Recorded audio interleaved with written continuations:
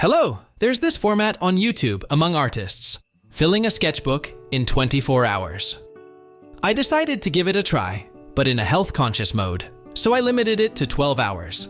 Let's see what I managed to draw in a single day. And as you've probably guessed from the title, I'll be drawing a Christmas theme. I'll set the festive mood for you and for myself as well. To avoid distractions during the process, I pre-selected references, sketched out ideas, and drew practically from 9 in the morning till 9 in the evening, with short breaks. Let me narrate to you how it went. I started with some sketches just for warm-up. After a week-long break from drawing, I needed to loosen up a bit. I'm sure you've noticed how such warm-ups are beneficial and work wonders after extended breaks. I used my go-to Faber-Castell 2B and 5B graphite pencils and the Brother Sketchbook. This sketchbook has very smooth paper that suits graphite sketches well. My first piece was a sketch of a mitten with a Christmas present drawn underneath and a bell for the tree on the right side, essentially depicting Christmas decoration attributes. I allocated around 15 minutes for each sketch in terms of timing. The first two I managed to complete within that time frame, but the bell took me 20 minutes. Achieving this speed was mainly due to using lines. I primarily worked in line art and hardly drew any shadows. To make the line art look good, it needs hierarchy, and the lines need to be pressed well. When the bell was almost finished, I realized that a black and white Christmas sketchbook is boring, so I decided to add a bit of color. After all, color better conveys the festive New Year's mood, and I chose to add colors not with paints, but with pencils. I had just gotten a new set of Faber-Castell watercolor pencils, and I was curious to test them out, so let me share my impressions with you. They felt a bit unusual to me, because I'm used to thinking that watercolor pencils are something soft. The only exception for me was watercolor crayons, and now these Faber-Castell watercolor pencils were another new experience. They are moderately firm, but on paper, they feel like wax crayons. The sound is very dense. The pencil almost doesn't rustle, and I love that. Any rustling gives me goosebumps. As you can see, I'm drawing a mitten again, but this time using a reference. However, I simplified it significantly and used a different color palette. Initially, I used subdued colors, then I blended them. After that, I took a marker, outlined it, and finally used a bright red pencil. There was an interesting technical trick here, but I'll tell you about it later, in another sketch. This one took me a little over an hour. I realized that it might be a bit lengthy and I should work a bit faster. Of course, I couldn't finish a whole sketchbook in a day, but I still wanted to sketch a lot more in it. The next drawing was pine cones, or rather, a garland made of pine cones. I also drew this using watercolor pencils, and here I realized that the paper of the sketchbook is too smooth for this. Here's a tip from me. If you're drawing with any type of pencils, it's better to do it on moderately rough paper. Then they will layer better, and the colors will turn out brighter. I was saved by the fact that these are watercolor pencils. You can achieve brightness by smudging. In my opinion, the effect of blurring with the watercolor pencil I used was moderately expressed. You can fully blur the strokes if desired, as in this piece, or leave them partially, as I did in the mitten, to maintain that sketched style. Speaking of style, there will be plenty of them in this sketchbook.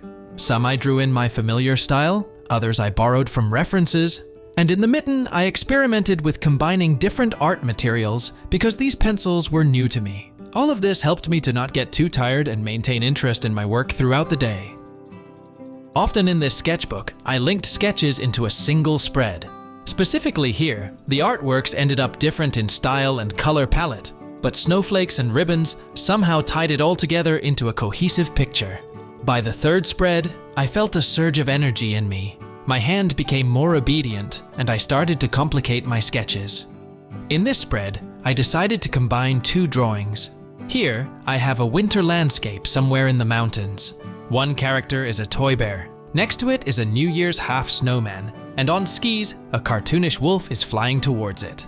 In one of the references, there was a combination of two colors that I liked, so I mainly did the main part of the work with a graphite pencil in my usual pipeline, and I colored some elements with a red pencil. I took it from the second set. I have two of them now. The first was in a cardboard box, a classic series, and this one is a premiere. The pencils here are in such a solid metal box. At first glance, it seems to be the same, but if you look closer, these leads are slightly thicker. To the touch, they are even closer to wax crayons, and they have a slightly stronger color payoff. But this is not reflected in the colorings. Generally, the colorings here only approximately show the color, so it's better to make your own on paper. And here's the promised technical trick. To make a watercolor pencil draw like a marker, really vibrant, I wet it.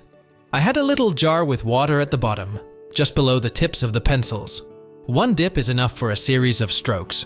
But my pencil technique is classic. I work from general to specific.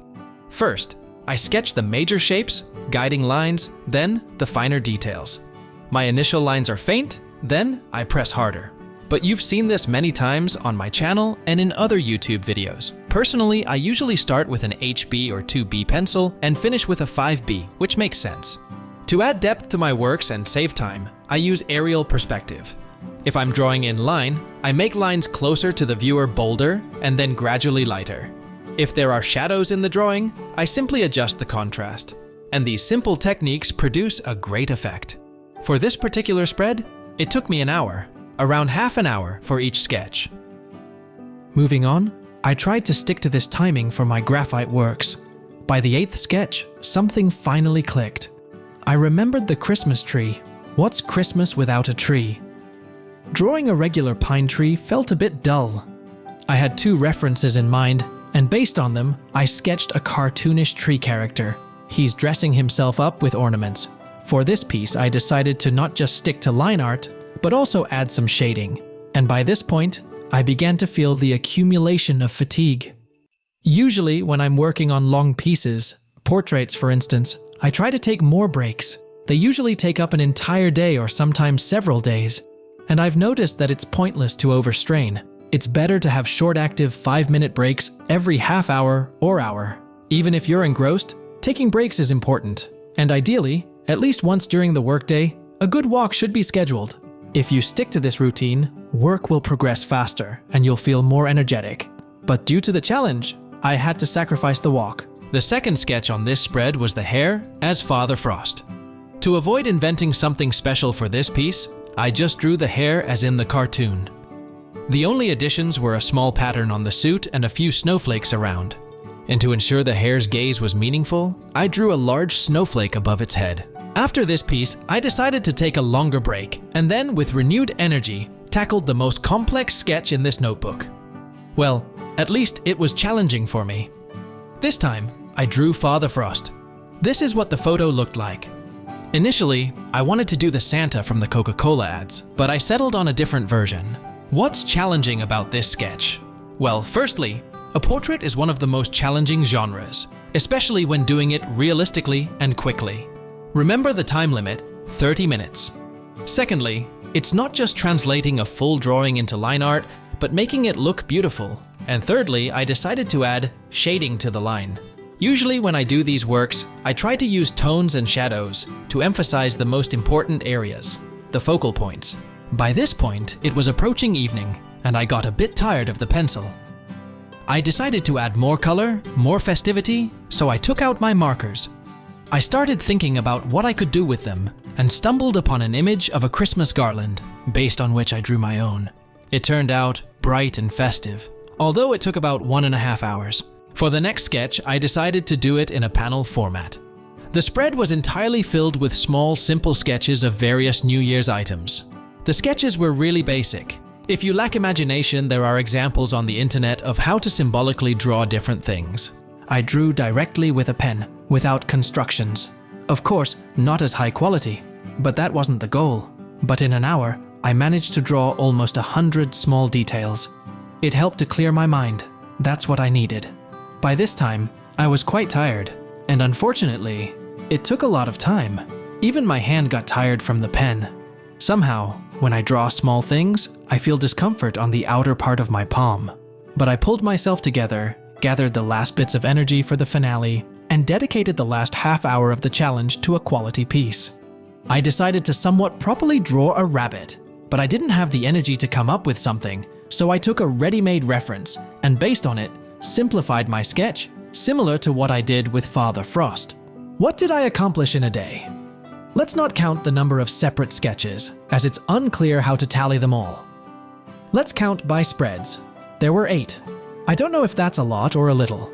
Please write how much you usually manage to do in a day. During my usual workday of approximately 12 hours, I can complete one uncomplicated A4 portrait, similar to the one shown. The 20/80 rule works here. If I tried to detail Father Frost to that level, it would take half a day, not half an hour. I hope this video motivates you a bit. It showed me how much can be achieved in a day without distractions. I hope you're feeling the holiday spirit too. Wishing you success in the new year, and until our next meeting on the channel. Bye-bye.